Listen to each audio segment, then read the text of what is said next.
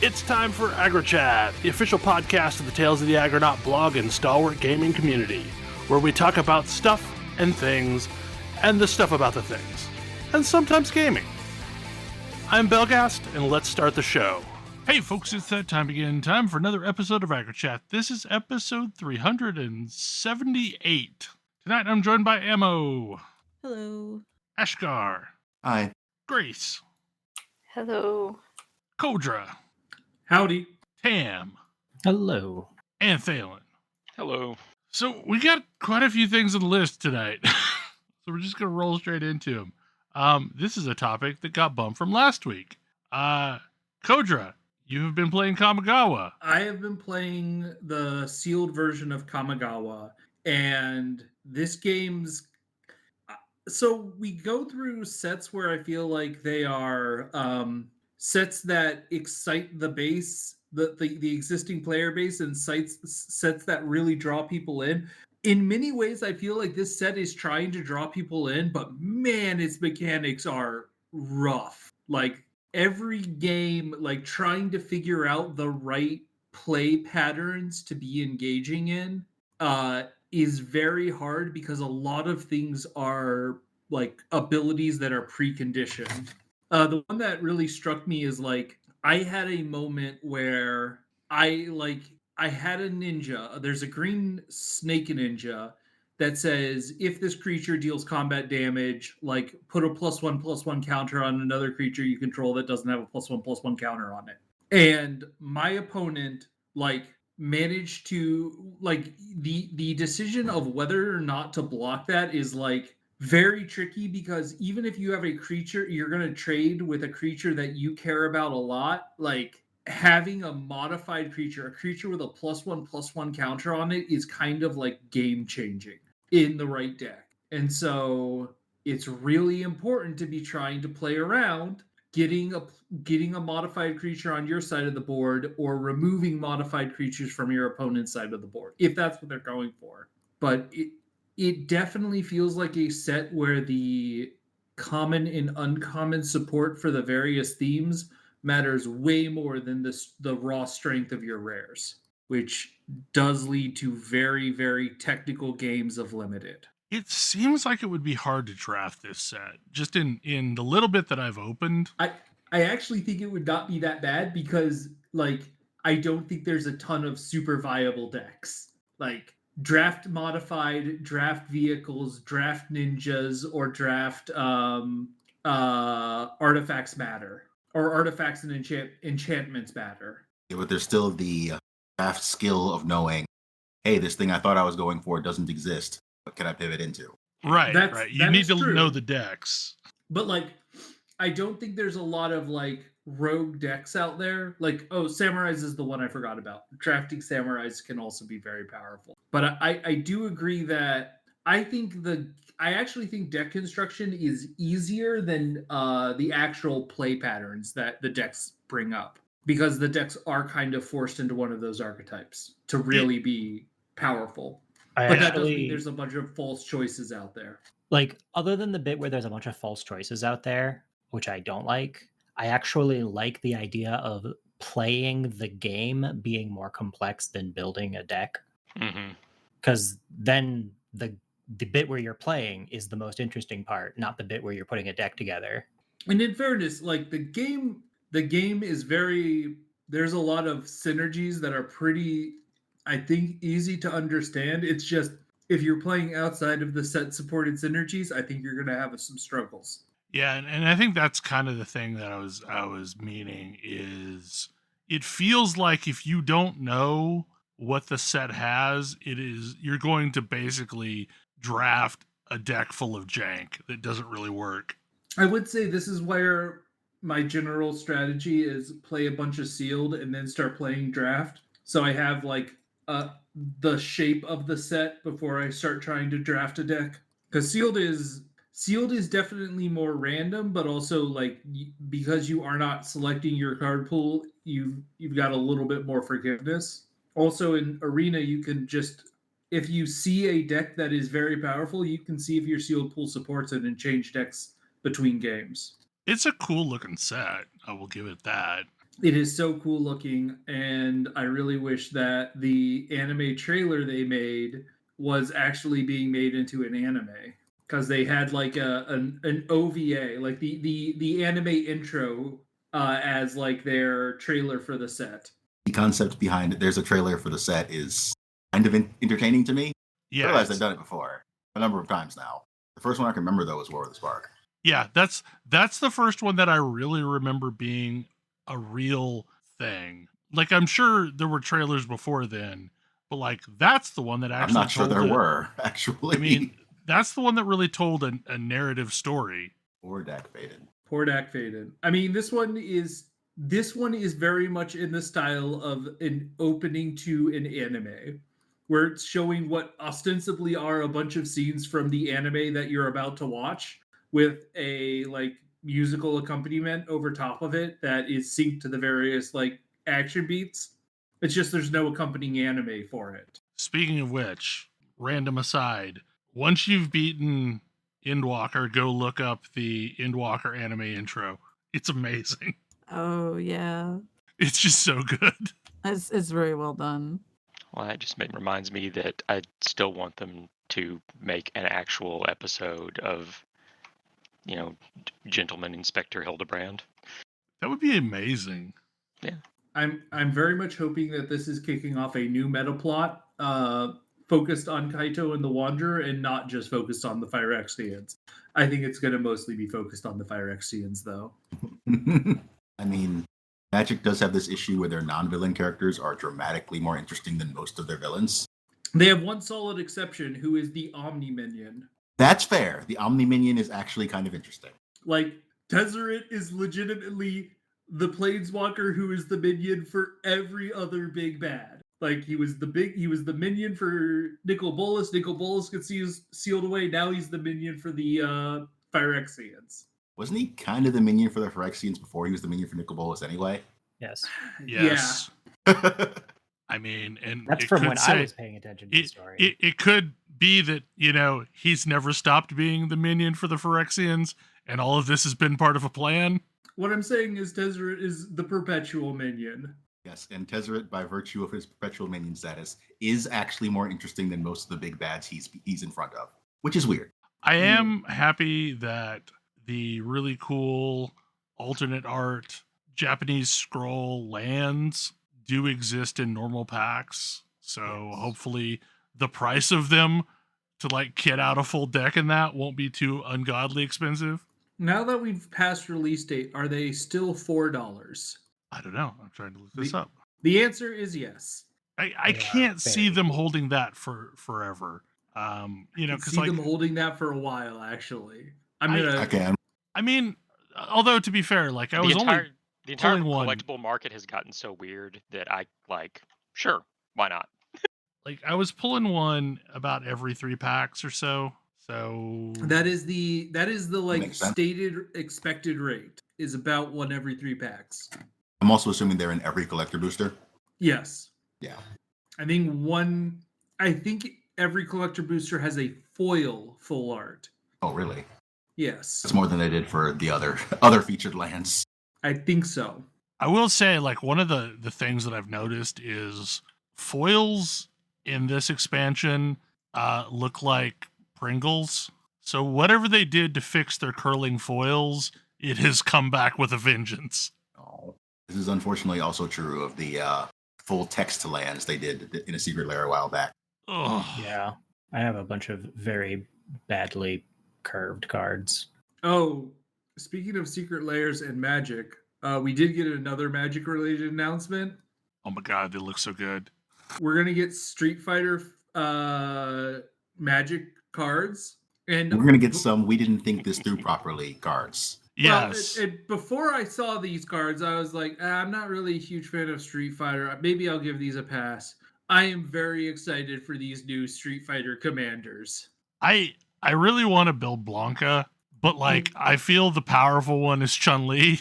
Chun-Li seems very strong. The thing everyone goes to, I need to stress, Nexus of Fate to take all of the turns will not work with Chun-Li.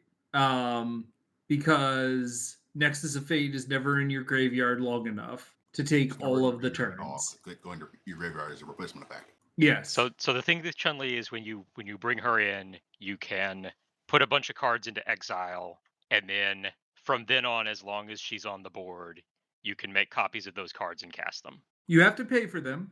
Well, yeah. That But is not a yes, sufficient drawback. But yes, but now you have all these cards available to you at all times. yes, whenever you attack with Chun-Li, it's very good. The other one that I was very excited, I'm like weirdly excited for Dulcim. Like Reach Tribal seems interesting. Dulcim, Friend of Spiders. That deck's gonna have a lot of spiders. Man, I really like Zangief too. Oh, I think yeah.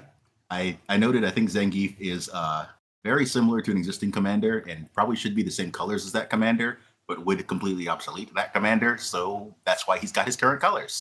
Specifically, Zergo Helm Smasher, who has the same on your turn, your invincible thing. Yeah. So Zergo. So you're trading white for green.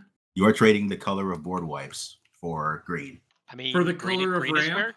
green is where bears live. Zangief is Russian. That makes perfect sense. It does. That's fair. I'll give you that one. I think Zangief looks like a nightmare to deal with. Like Zangief is gonna break through a whole bunch of boards. But yeah, those characters are very exciting. Also, very cool Ryu implementation where you literally do a quarter forward turn and put in some red mana to do a Hadouken, which is the untap motion. The untap symbol is getting pulled out of retirement for a second time, specifically for this card because it resembles a fireball motion. That's pretty great. I mean, there are people that hate Secret Lair. I kind of love Secret Lair because we get so many weird cards. I do dislike unique cards in Secret Lair. So but are after they the going success to of the Walking reprint Dead set, it's going to be a while before they fix that. I mean, now, don't they often for stuff like this make versions that are basically identical but not the licensed characters they did with the monsters? The monsters had card text that was, yes, this is a character that is not a licensed character, but it has an alternate name of this monster. These don't have alternate names. Yeah, like there's not a Rick yet that I know of that's been reprinted. Yeah, that's the big one. The thing that I'm kind of hoping is that at some point they do like a Secret Legends or something like that set that has, reprints of stuff from Secret Lair. Would be a nice touch. Maybe they're planning on reprinting all of these cards under different names in the Commander Legends set. I'm kind of surprised they didn't already do that. I mean, another great place to sneak them in is to throw them into random set commander decks, since they have cards that don't exist for anywhere else. But I do agree, like there should be a non-Secret Lair version of the card that you can get that's functionally the same. But I like all of the experimental stuff that Magic's doing right now, to where, like for the longest time there was, it must be fantasy, it must be, follow the pattern of Magic to this point. But now we've got it interesting must be stuff. 1v1, ends in 4 turns. Yeah. But now we got Cyberpunk. Next, we're getting Noir. Yeah, I mean, well, and they've been leaning into things like Commander. They've been leaning into all of these like weird alternate formats that don't give you. I kind of want to see Plane Chase come back. Yeah, I'd love to see Plane Chase come back. I want to have them do a superhero set. I want to see. What's it called? Arch Enemy come back. I think that the biggest thing missing from Magic that other games have done better is the raid boss, and those were so cool in the WoW card game that not having them in Magic is sad. Like, it just makes me sad. I think Magic having a eye focused on the casual format and not focused on their competitive formats is good. Yep.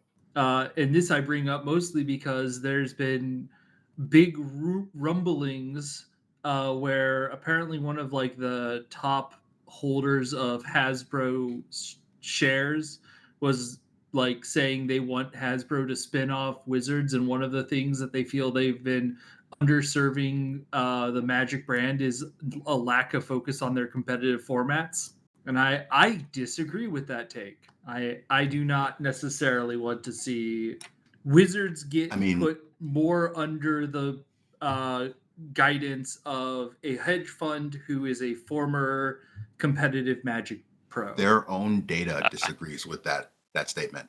Like they know this now. Commander is their most popular format. Mhm. People even start with it now. I mean, if you focus on the competitive Magic, you will once again enter the dark ages of Magic. Yes.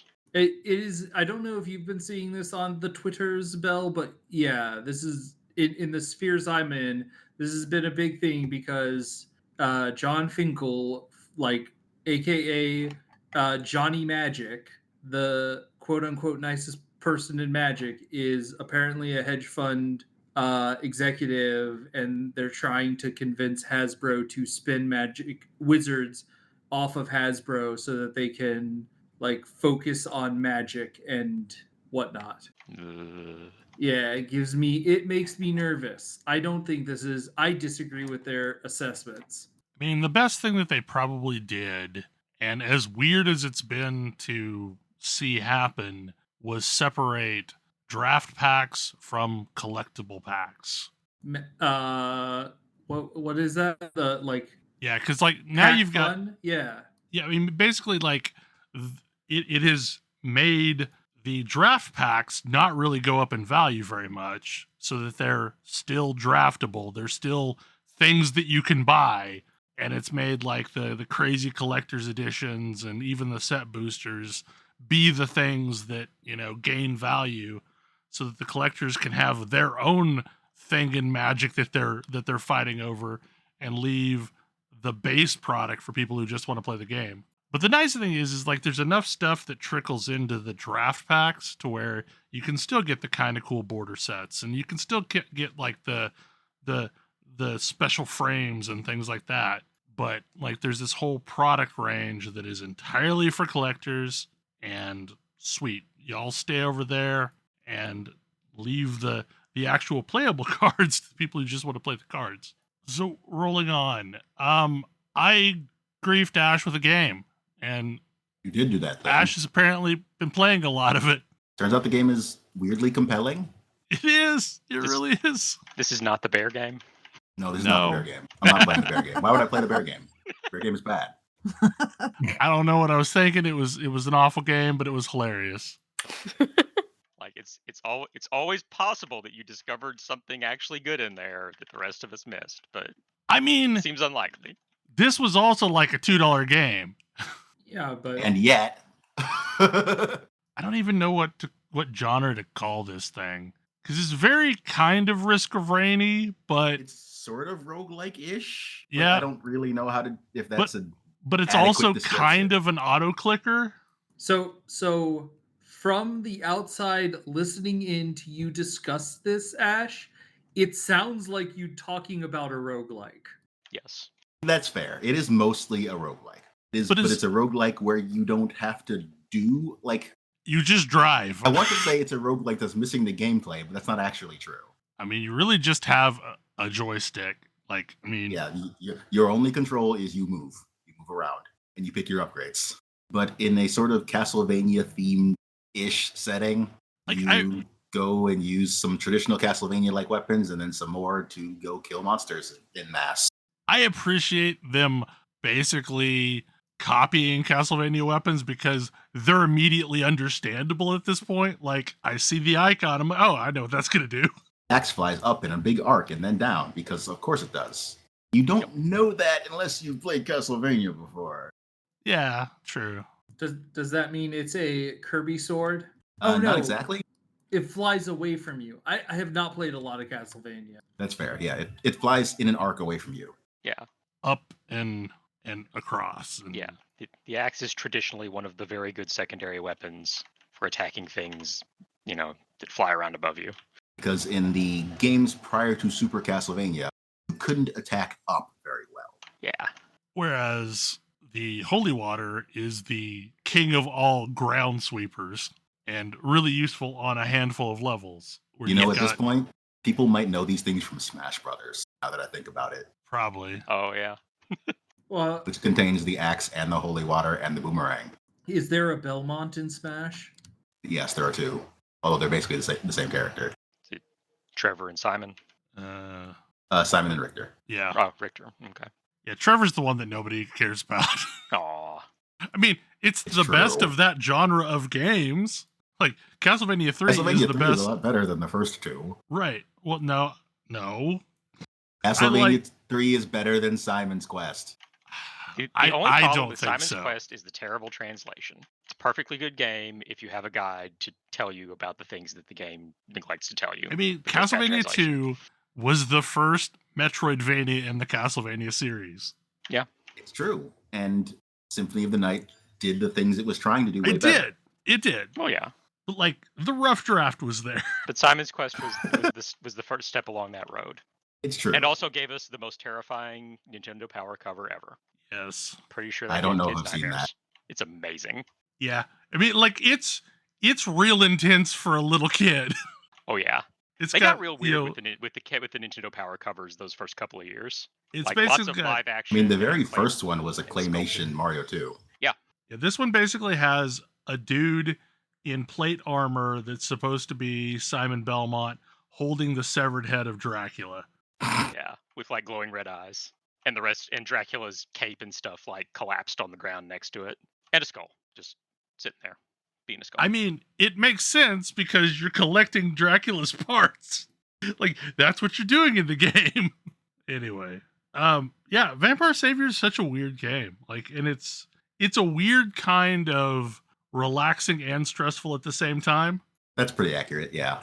Because, like, you have these distinct moments where, like, oh yeah, I'm on top of this. We're going well. Oh God, we're overwhelmed right now. I do have to say, I think the first map is unreasonably difficult compared to the second one. So it's a little weird they give you that one first. Or rather, its difficulty spikes come faster. Right. You can get snowballed really, really fast on the big open grass map. Like, if you like Castlevania and roguelikes and idle clickers, maybe check this game out. All right, I guess I need Because to play it's a this. weird, unholy union of all of them. Like, I feel like this is the show of undiscovered gems. Because Grace found one that I had somehow missed in my hunt for Diablo games. Yeah, I was kind of proud of myself because I just assumed that you had tried everything that was vaguely labeled as an ARPG just to try to find a Diablo Well, 3 and- replacement. And to be fair, you had asked me about like several in a row, and I had tried it, and I explained the problem with it, and this was brand new to me. Yeah, and I mean, I was kind of caught by surprise. So I'm going to be kind here and say that the graphics in this game are not my favorite. But other than that, Chronicon is everything I want in a Diablo style game. And I wasn't expecting that. It's almost too good. Yeah, like, so this game is, what if you completely nailed the systems of Diablo, but like gave it programmer art? Okay, Yeah. so the art is low res, not because it could have been the Lost Ark problem.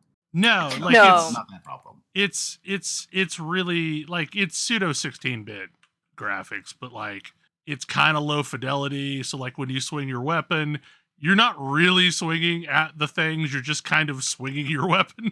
I mean, pseudo 16-bit means a lot of things from this all the way to crosscode. Yeah. Yeah, there's a large range there. This is It's not quite a valley without wind. That's fair. It's not I bad. actually, it's interesting. I also played this at one point because this is what, a 2020 game, I want to say. I don't know when this. No, it came Yep. out in 2017. Or maybe it just showed up on Steam later.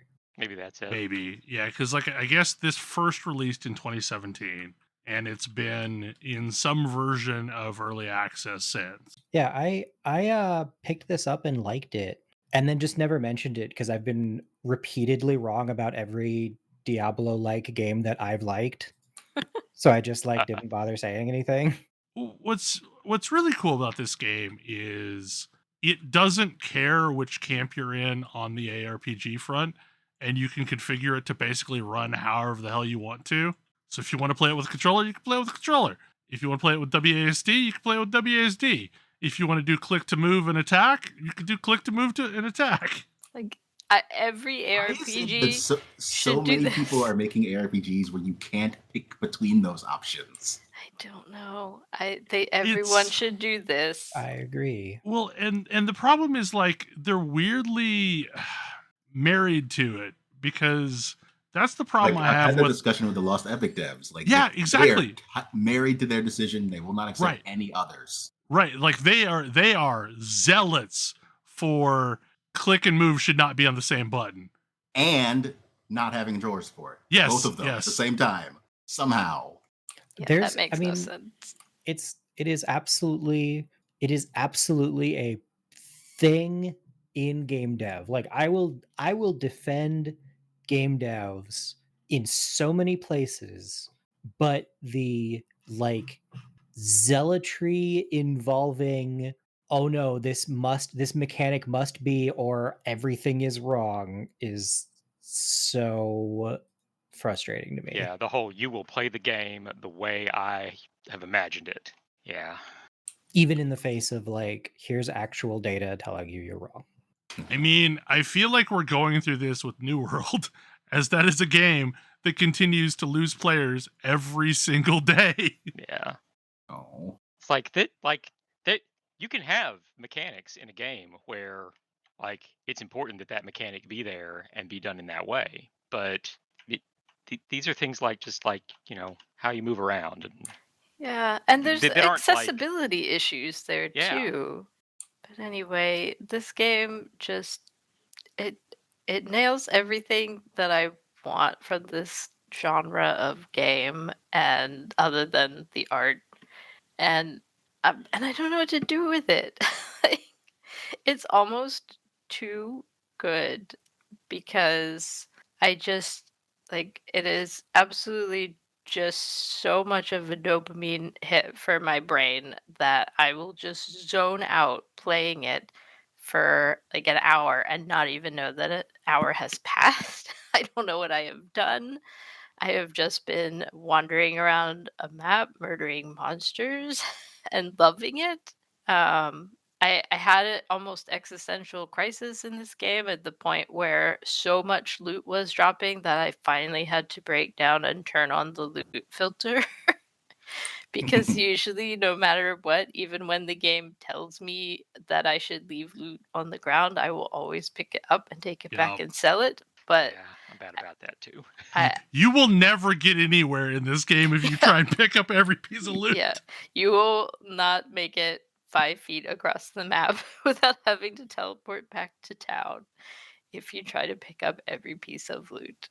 And it's, yeah, so I had a crisis where I had to deal with that in my brain. But I love the unapologetic sort of quote unquote story of this game, which is basically like, here's a loose frame where we really just want to hang a bunch of different zones we thought were cool. So your story is that actually the world is great and you have to go back in time to weird different eras and be the hero, like relive the exploits of the hero in these different ages. And here's some cool stuff. But it's so loosely and like unapologetically like, yeah, we just want to have these cool zones, and they sort of fit together. Lost Epic storyline, such as it is. Although I guess theirs is more actually the present is terrible, but I mean, all I really want is for this group to connect up to one of the very pretty Diablo games that has horrible systems and trade. Mm-hmm. Like just put a pretty face on this game and it would be perfect. Yeah. I mean, even down to the like scaling difficulty levels, and like apparently there's a relatively decent endgame. I haven't even gotten there yet. I think I'm just about to start the last chapter of the quote-unquote story. Anyway, it's been absolutely delightful, and I would still be playing it until my eyeballs fell out, except another game came out and took over my life. Yeah, I'm very happy with the class I'm playing in the game. I mean, I'm playing the I think Valkyrie Paladin whatever thing. Like I think of it as the Valkyrie from Gauntlet because that's what it looks like. But I think it's actually the Paladin. I started playing the Ranger, and then I switched over to the Warlock, and when I realized that the Warlock could also, like, they both could have pets, and yeah, I don't have any regrets about any of the time I've spent with this game. It's weird that like I spent some time diving into the culture of this game, and there's a very active Reddit, and it is a generally universally positive Reddit. Okay, good. Like the that can people mean who one of play two this game things. seem to be very happy and like, you know, suggest wouldn't it be cool things that occasionally make it into the game. And I guess there's a DLC coming at some point soon. Someday, when it's ready. But it's the weirdest when it's ready because like it's already stubbed out in the game. Like there's a section for it and everything. You just can't access it. So I guess it's time for us to talk about the game that like stole all of our attentions this week, probably. Yes. Horizon Forbidden West released on Friday, and I started playing about 6 o'clock ish on Friday. And I think I've put in about 6 hours total so far. 6-7 hours, something like that. 8 hours, I don't know. It's freaking good. And like I've never really experienced a game that feels quite like literally I just exited one game and started a new game. Because like the difference between HCD and HFW is really, it's nuanced. Like Forbidden West is like just a much more polished version of Zero Dawn, but like it feels the same. So, like, the systems are the same, just tightened up or something, or? I mean, there's some subtle changes, but like the moment to moment gameplay feels like you remember it feeling in Horizon Zero Dawn. It's just tighter. I don't know how else to really explain that. It's so it has some of the best tutorializing I've ever seen for as complicated as it can be, because it uses contextual prompts well enough for you to be like, oh yeah, I remember that ability, and teaches you, I don't know, it teaches you how to do all of the things that you care about pretty cleanly. And it means that it's, and because it's really unobtrusive about it, it's really good about just being like, oh hey, did you remember this? No? Here's how you do it. I actually think that it does a better job of making its like second order mechanics feel meaningful than the original did. What do you mean by that? So like, As someone who has not yet played Forbidden West but played Zero Dawn. yeah, so Zero Dawn had, there were a bunch of like core mechanics that you were working with. There was melee combat, and there was melee combat, which was bad. Yeah, And okay. there was shoot people with a bow, or other, there was basically shoot people with a bow, which had a whole bunch of layers of like pick the right parts to shoot at, where you shoot matters, you have a bunch of good ways to pick your targets on a particular monster, you sort of develop a hunting mastery around each individual type of creature and get good at fighting each one of them. You have the traps where you kind of set up a place where you can exploit, enemy behavior. And then you have all of the layers of like elemental damage and elemental overcharging and status effects and so on, which are good and powerful, but by the time they were powerful enough to feel meaningful in the original, I had tear arrows. Yeah, Fair enough. And honestly, like once I had, and it was admittedly, I think a flaw in the original was once I had tear arrows, I was real hard pressed to want to use anything else.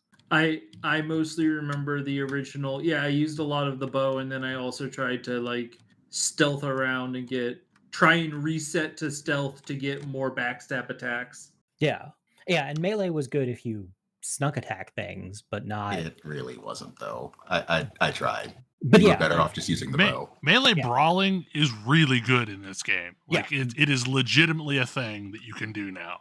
yes, like they took all of that, and so the thing that always got me was hit things with enough elements to inflict a status, which then makes it easier to kill them.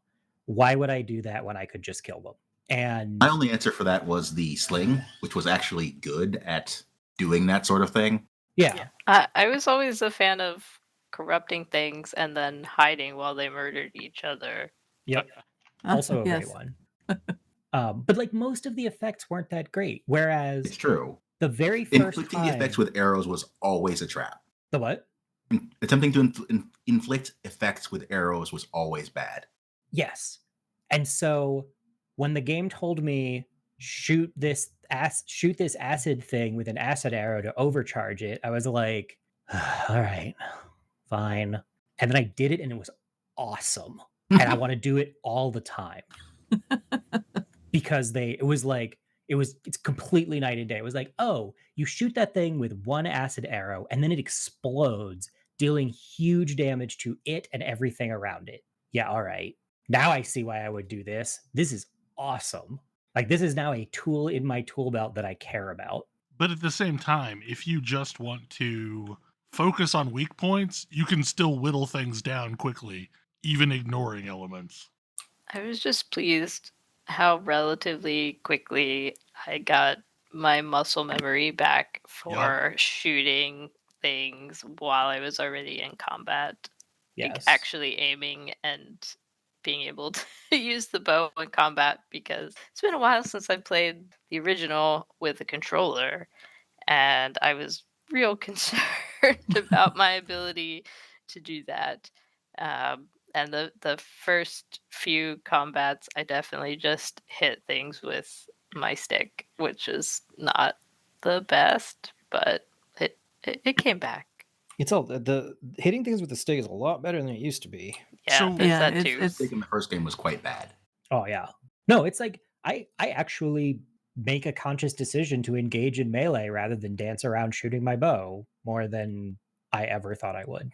Well, and there's really cool abilities. Like there's a lot of special attacks that are combinations of light and heavy produce this effect. So there's Oh, this yeah. one where you like light attack and then you hold down heavy and it causes you to springboard off of the thing that you're fighting and go into bullet time in the air with your bow, It's so good. and you can hit it like as you're rebounding. For like massive bonus Yeah. damage if you land the shot in the air. It's Yeah, it's so good. it's so cool. I feel so awesome every time I manage to pull that off. So like you can totally whittle down a pack, and then when you get charged by something, do that and just explode it. And it feels like so cool. But like again, one of the things with this game is because of the weak points and elemental damage and all of the things that you can do to things, every encounter feels interesting. It's not like, it doesn't feel boring to take down Dinobots. So we kind of mentioned this earlier, but how relevant is it to have played Horizon Zero Dawn to play this game? Very. Very. Mhm. Like Okay. you would be like, if you could roll straight into this game, like it does a catch up to refresh you of where the story left off, but like you would be robbing yourselves of the great experience that Horizon Zero Dawn was. Okay. Yeah, What if I've played Horizon Zero Dawn and remember all of the big story points, but I don't remember the name of the guy who kept trying to flirt with Aloy? You will Irrelevant. you will learn those people again. Okay. Yep. This actually ties into I never played the Horizon Zero Dawn DLC, and I have had a couple of moments where I'm like, oh, I bet that's probably a DLC character because they seem to know me and I have no idea who they are.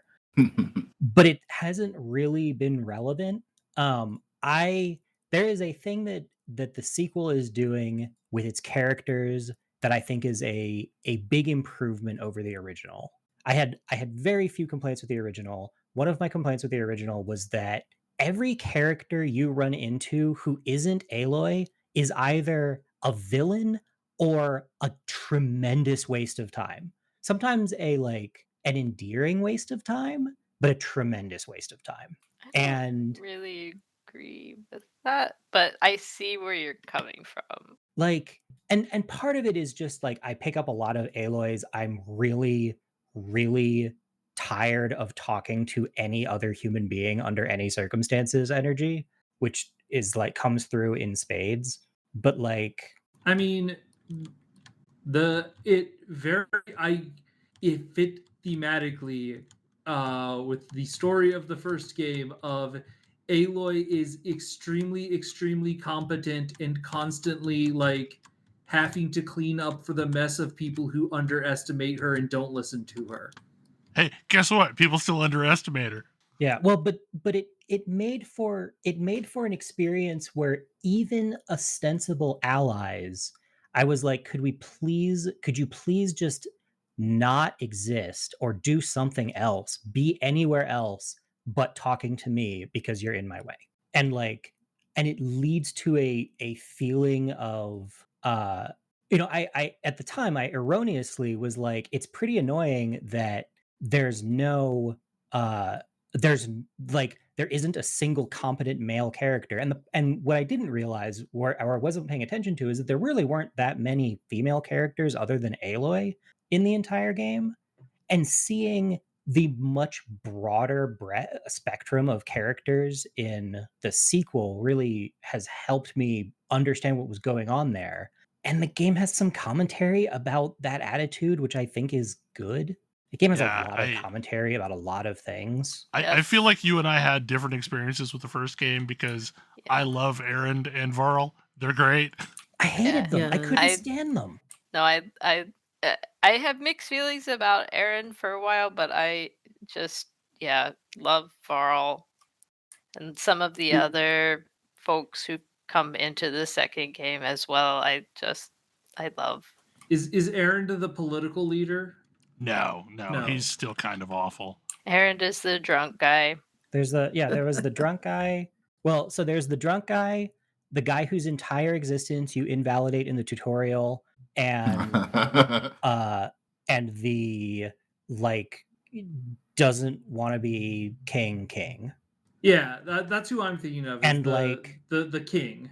In the original game, I had time for none of them. See, you probably robbed yourself of an experience because I doubt you actually did the quest content for Varl and Aaron to make them endearing. I 100%ed that game. Really? Yes. I don't know how you didn't like Aaron. I didn't. I couldn't stand him. Wow. And I couldn't stand him, but I couldn't stand any of those characters because they had these stories that I didn't care about because I cared about a completely different story that they were sort of not touching at all. So it felt like, I don't know, it always felt like I did not like those characters. And within the first hour of Forbidden West, I like 2 of them, and the third is fine. They redeemed 2 characters that I couldn't stand from the original in the first hour of the second, and then introduced me to a whole bunch more characters of an incredibly wide variety that I really enjoy. I mean, the writing of the first game was incredible, and this game, from what I have seen so far, is probably already better. Yeah, I would agree. It's funny. It's so funny. I mean, in the tutorial, a thing happened that I had to stop playing for a minute and just go laugh. It's just and it's just several times playing through the story or just overhearing little conversations here and there. Things just made me laugh out loud so often already. They really nailed the charm and just made the characters a lot more charactery and just Yeah. they're really engaging. The conversations are a lot more fun and they feel a lot more natural so far. And I think people that are willing to push back against Aloy a little bit, at least like her friends. Yeah. And I actually enjoy that too. yeah, like yes, Aloy's friends pushing back against her and being right to is Mhm. actually like a really welcome thing. Because Yep. I think it's really hard. It's really hard to take a character that you have built up, like in one story, built up from, not very much to savior of the world, and then do something interesting with them that feels like character growth. Uh and Forbidden West is doing a really, really good job of that without without doing the thing that I see all too often, which is have these like completely unbelievable character flaws introduced, especially Equal character for female assassination is real protagonists. common. The what? Equal character assassination is really common. Yeah, like I mean, and it's a thing that you see constantly with like really good female protagonists where it's like, oh, suddenly they're hobbled by this flaw that like doesn't make any sense for them. Whereas like what they work with here makes perfect sense, and it's like, oh yeah, no, They need to that's some work. they need to be really depressed because they think they're a monster and can't have babies. Oh god. Yeah. I feel like they I'm did. glad we don't have any of that here. I feel like they did a really good job of the hand wavy resetting of gear. Except for Oh, yeah. the part where at some point, it's like, okay, fine, whatever. She lost all of her stuff. But then at some point, someone is talking to me and telling me about how he wants to make me this amazing armor is going to protect me from everything. And I'm like, dude, I had it. I don't know what the heck happened to it in the Yeah, but last couple months, but I used to have this. yeah. Why Yet do I somehow need I you? now have a stash. Yeah, I have not started this yet because I have other games that I need to finish first before I go buying a new one. I do want to. Sure, Same. I hope from the sound of it, we don't have a whole lot of running into people who are all like, I'm not supposed to talk to you, but I'm going to talk to you because I need you to do something for me. I assume that's all done by now. Yeah, that's mostly all done. Like there's some There's like people that aren't a big fan of you for various reasons, but like that's Nobody's rare. shunning Yeah. you. Because that was the thing that I ran that I got tired of in the first game that I think kind of ties into what Tam was saying. Was it seemed like every single NPC that I ran into was all like, I'm not supposed to talk to you, but I need you to do something, so I'm gonna do it. So I'm gonna talk to you, but I'm gonna be a jerk about it. It didn't make me not enjoy the game, like not like the game, but I did start to kind of get tired of all the other people in the world. Yeah, and honestly, like, and I think that was part of it for me was like I absolutely love the story that it was telling about the time before and what we're gonna do as the fallout of that. And I really, really didn't care about the stories of anything going on in the actual day-to-day world. And I actually do now. What was the other thing that is so good is the breadth of people in the game. I don't know how better to put that, but there is just this incredibly widely diverse set of people of different appearances and shapes and sizes and speech patterns and habits and cultures that trickle all the way down into uh the little details that you run into, um like even just wandering around a city or whatever. This game also has completely fixed the issue I had in the first one with the occasional uncanny valley. Some of the characters, it was pretty rare because the first one was quite pretty, but this game, like every random person that I run into looks like a person. And they're like, some of them are beautiful and some of them are just people, but like they're all pretty unique. Yeah. It's kind of amazing. It's so Mhm. good. I mean, and there's so many there's so many times where like the detail, I'm normally not like the biggest, oh, I want the absolute most fantastic graphics in my games person, but the fidelity here is good enough that they can do great narrative beats with things like facial expressions, like subtle facial expressions, and it's so neat to see. One of my favorite characters from the first game is Petra, and I was super glad to see her show up quickly. Yes. I think I have maybe 2 complaints at this point. The first one is that unless I have missed a setting somewhere, the first game would put nearby data points on my HUD, and this game does not appear to. And It's a setting.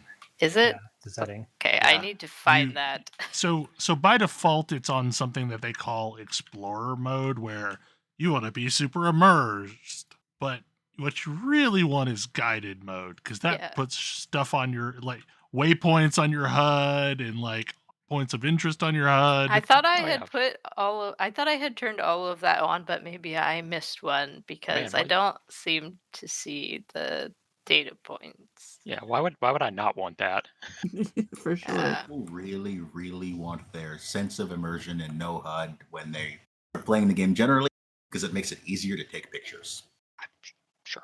I mean, this game's got a photo mode. So. Yeah, every game has a photo mode now. It's also true. Yeah, I mean, I'm also playing on guided mode, and I absolutely love diegetic UI, but yeah, no, it needs to be usable. I also think they do a good job with diegetic UI, but so one of the things that like there's so many little subtle things that are just better about this game. Like, so for example, if you bring up your focus, it now highlights all the footholds in the vicinity when you're climbing a mountain. Oh, like nice. in day glow neon yellow lines. Yeah, you can just tap it once. You don't even have to bring up the full focus. Oh yeah, the pulse is great. Yeah, this is important because you can A, climb a lot more, and B, it's not as blatantly obvious what you can climb as it used to be. Not everything is painted yes, in the first game everything was painted yellow. You know, like you get a grappling hook, which is freaking amazing. You get a glider, which is freaking amazing. Like there's so many little subtle changes to like the way that traversal works that just feels better. I'm going to go out on a limb and guess that every game is made better by the existence of a grappling hook and glider. And or hook shot. But like the game uses it in interesting ways. Like it's not just it's not just like here's a button that we use to ascend things. No, like this is now a puzzle solving thing. And like they've added all these interactions with it too. So like if you are using your grappling hook, you can unhook the grappling hook while you're in transit so that you swing past the hook point and use it to reach higher surfaces. You can use it to drag elements around, which aids in puzzle solving. There's just like a lot of little things that you can do now that make sense, but weren't available in the first game. Yeah, the additions to your traversal tools make a huge difference. I'm not going to go down on my movement is so important soapbox, but they feel really natural with the rest of your toolkit you're already used to also. Yeah. Yeah, I mean, they're like just subtle they're subtle tweaks to the movement we already had in the first game so that it's easy to develop new muscle memory. One thing that I have run into, I have not gotten irreparably stuck in terrain yet, but I've gotten stuck in terrain enough that I've noticed it. Usually when I'm like delving a ruin or something, like trying to squeeze into somewhere or figure out where I'm supposed to go. But I haven't gotten anywhere where I have gotten stuck and can't get out. That was going to be my question is how does the game handle that?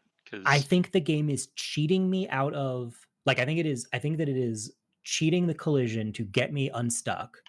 Yes. Um, Because there's a situation where I was like, I fell down between a wall and a rock face, and that was not enough room for me to be. And I was stuck there for a few seconds, and then all of a sudden, my character started slowly squeezing out towards one side. Yeah, like, I think there was Visitors are going to have a field day with that. yeah, like I think there was a unstuck mechanism that was kicking in because I was stuck. Yeah, there was a point where I got stuck in a window box, like just a planter in a window, and couldn't get out of it, and like couldn't jump. Like there wasn't enough space to jump, so I was trying to roll, and I rolled like without moving about 3 times, but without touching anything else. On the 4th time I rolled right out of it, like it was no problem. Yeah, in the tutorial, there's another character following you around, and at some point, they were standing in a door that I was trying to get through. So I jumped to try to get past them, ended up standing on their shoulders, stuck in the doorway for a couple seconds, and just kept hitting roll. And same thing, hit it several times, and nothing at all happened. And then eventually, it just rolled me out, and it was fine. But it was pretty humorous. The other thing that I really enjoy is how much bigger everything seems to feel without being that much more annoying to move around in. And I think it's some combination of density and verticality and just the way they use space. Part of it is a lot of times if you're like exploring, there's a lot more like big wide open spaces that you can just like charge across, and it feels really cool, or like mountains to climb up. Well, and like for the most part, the game kind of follows a similar trajectory as the first game, to where you have tutorial land, then you have Newbie Island, and this game's version of Newbie Island, aka the Embrace, I think is what they called it in the first game. The small little area that you start in is so much better than the Embrace was.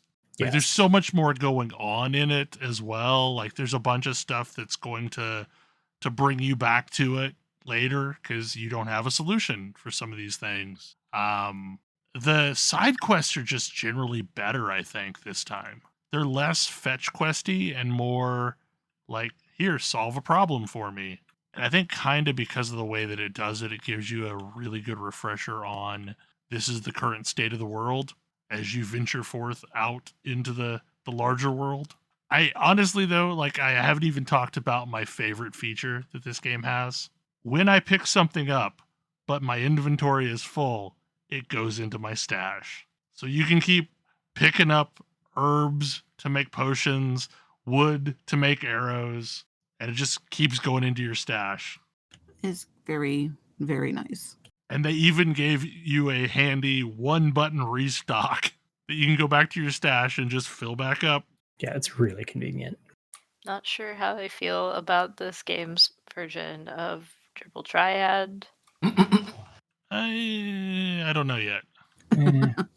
I mean, I like it better than Gwent, which is probably going to aggravate some people because, like, there's this. You were inviting trouble with that statement, Bell. I was gonna say, I know, like, Gwent is a real game now. It is, but like, I like Triple Triad better than I like Gwent.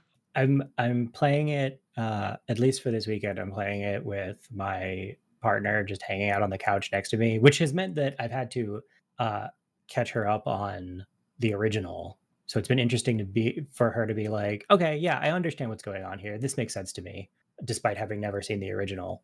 But I sat down. She was getting something from another room, and came back, and I was doing the tutorial. And she's like, "Are you playing a board game in your game? Don't you have literally anything better to be doing?" Like, don't you have an actual like job that you're supposed to be doing where people's lives are on the line? Like, why are you Shouldn't you this? be saving the world? Welcome to open world games. It is one of my problems with it because Aloy does not have time for people who are wasting her time, but she's okay playing board games. I very much appreciated. I was playing a different game, and you're right at like the climactic high moment of it, like where everything feels very imminent, and you get a phone call from your mother telling you that she's going to stop by in your house, and it was pretty Spartan the last time she was there, and have you considered decorating before she shows up? And I was like, I know. Mom, I don't have time for this. The world is ending. I mean, it's not a bad game, but it's not a great game either. Hmm? The board game. Oh, Yeah, it's extremely whatever. I mean, it hasn't stopped me from completely going through all of the, battles that I have found so far and beating them, but I don't know if I'm going to keep that up if there end up being a lot of those. I mean, I'm collecting pieces as I find them on vendors, but like I am not fighting anybody right now because I figure at some point I will go back and deal with that. But like I got dinos to carve. I don't need to be playing this anymore. I really enjoy. This is not a new thing, but I'm always happy to see it, and I'm always happy to see it paid off. Going and getting a quest to go and pick up some whatevers that you already have. Yep. Just like and the payoffs are the payoff is always so satisfying. Somebody's like, well, you're gonna have to go, and there's this really dangerous thing, and it's gonna be really hard, but it's gonna be really important. And you're like, yeah, I've got it already. I found some of this along the way here. And they're like, what? I It's good every time. I already killed the bears. I think it's funny because one of the situations I remember most in games of that is in Skyrim. Yes. Whereas if you explore a lot before you get to Whiterun, you will have the thing that's being requested of you when that happens. Yeah, and it's a good feeling. Yeah. Like, wait, you mean this? Well, and nothing feels worse than a game that will spawn a quest requiring you to kill 3 more of the thing that you've already killed a bunch of. I mean, yes, just that's dumb. just for the Every quest. time. Every time, that's dumb. Yeah. Or like, hey, go in and open this box in a place that you already cleared that you couldn't open before. Yeah. I do really enjoy when a game will let you like find those things and do them before you've been told to, and then when you're told to, you're just like, oh yeah, I've been doing that. That's cool. Well, this like thing. like Ghost of I like 5 of those Tsushima. already. I finally found out what those duels are about. That I've been dueling random straw hats, and I've fought like 3 of them, and then I found the guy that told me that I needed to do that. It was like, oh, okay, yeah, I've been doing that.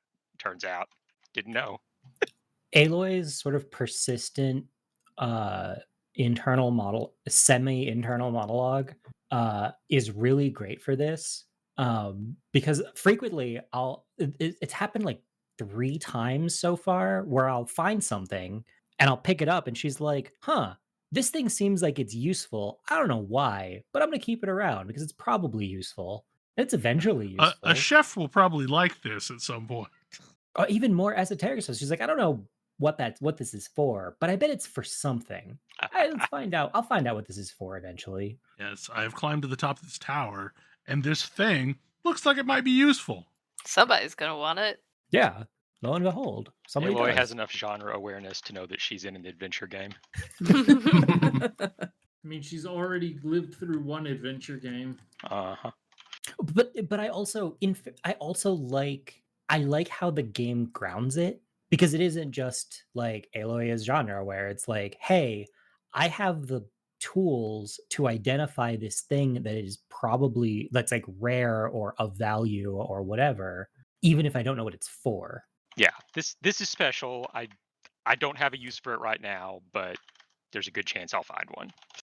I mean, and she did just come out of, previous experience where there are a bunch of weirdos standing around the middle of the city asking for weird specific items, so she can recognize there might be other weirdos who want these other items. Oh, they're weirdos. So here's the thing that I couldn't remember. Does the original game tell you where you are? Yes. Okay, because I couldn't remember like exactly where, whereas this one is very clear to the point where I can probably draw a map. Like I could probably take a map of the world and sketch out exactly where this is taking place. Yeah, the advantages in the first one, several of them were very specific landmarks. And the DLC is is a very specific landmark. Yep.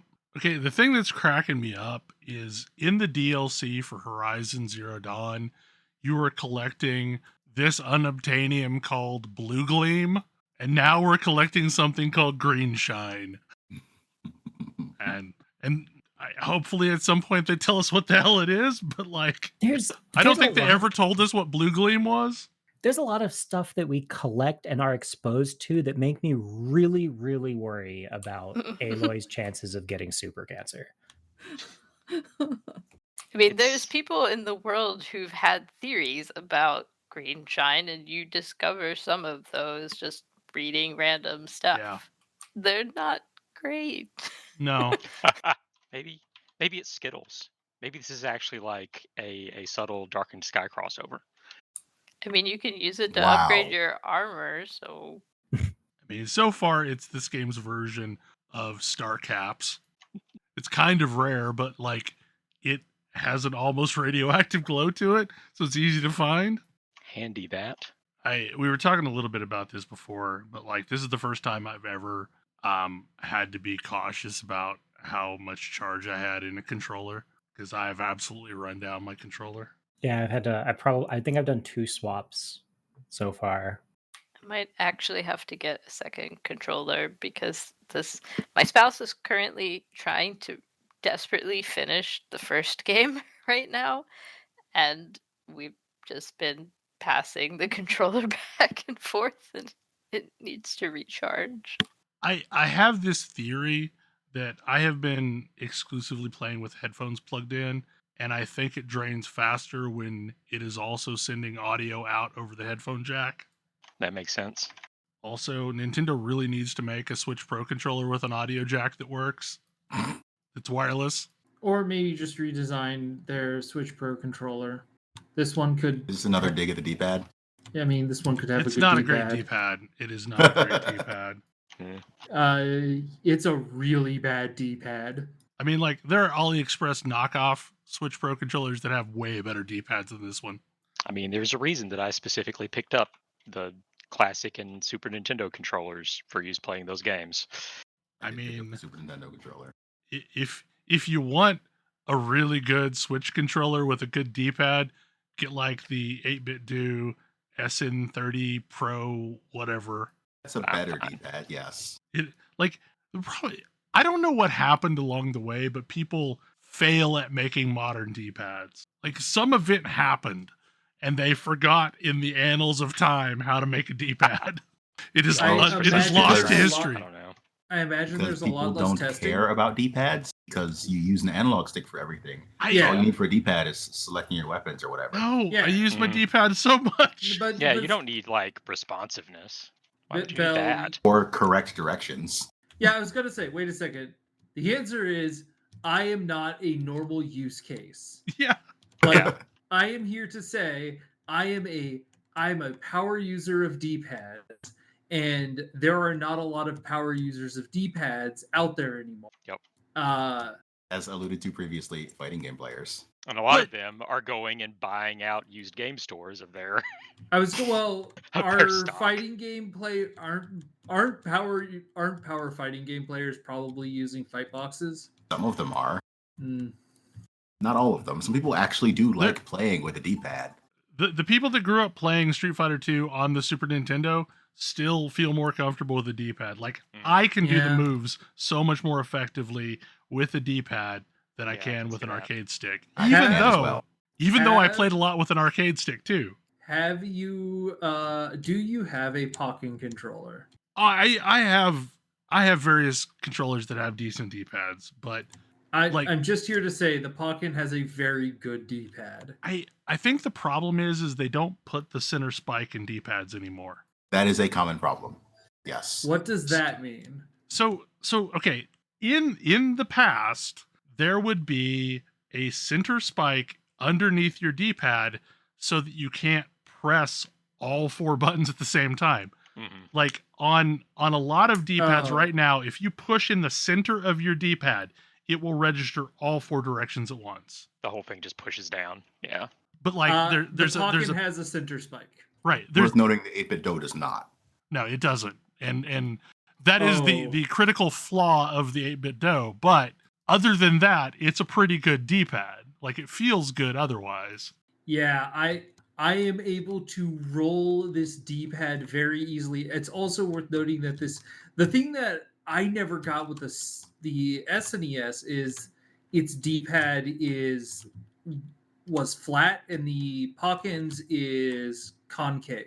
So it is very easy to roll it. That was a weird tangent. Care about our D-pads. Like D-pads are a thing that is very passionate. Yeah. I mean, and I guess the thing is like maybe I am not an average use case, but I do play a lot of 2D games, and I can't play a 2D game with an analog stick. Yeah, it just doesn't work. I can and have, and most of my Hollow Knight play is with an analog stick. Mm-hmm. But it's just better if you don't have to. I couldn't get the Pokken to work with Hollow Knight. Maybe I'll have to. That's going to take some tweaking in the Steam settings. Yeah, probably. Hollow Knight really expects you to have a stick. Well, not so much that as it expects you to be using an Xbox or PS4 controller. Mm-hmm. And the box controller is a Switch controller. And Hollow Knight came out on the Switch. Yes. Yeah, but that doesn't change anything about the PC version. Steam doesn't play nicely with Switch controllers in general. Steam is fully allowing you to configure and like you don't no longer need joy to key and stuff like that. Steam can just take care of all that stuff. But like you plug in a Switch controller, it assumes it's an Xbox controller. I have been using my Pokken controller to play Celeste through Steam, and it just does it fine as long as you tell the big picture that it is a Switch controller.